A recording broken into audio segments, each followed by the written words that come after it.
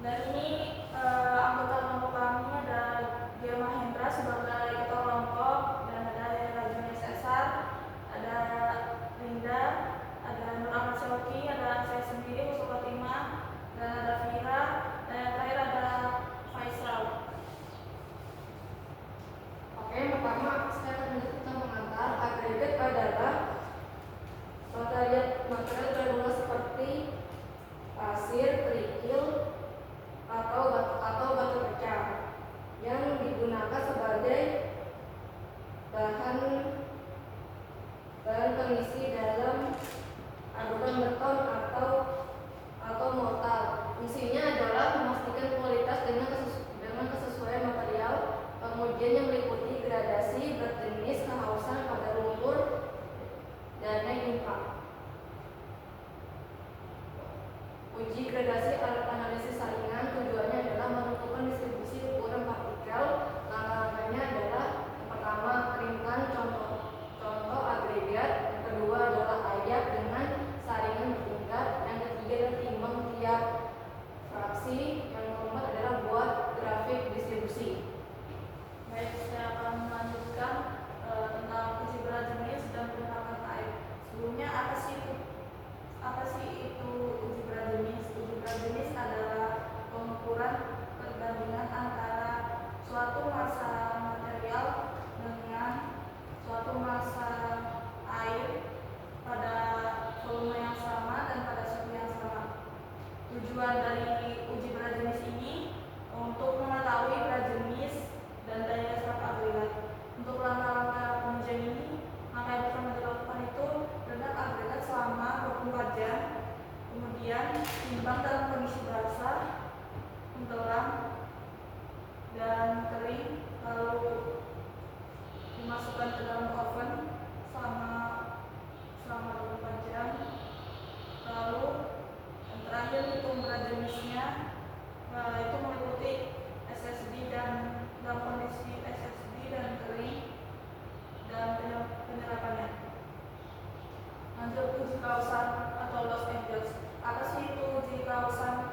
Uji kausan itu suatu pengujian dalam laboratorium terhadap agregat kasar seperti kerikil untuk menghitung kausan terhadap abrasi atau tumbukan. Tujuan dari uji kausan ini yaitu untuk mengukur ketahanan agregat terhadap gesekan dan tumbukan.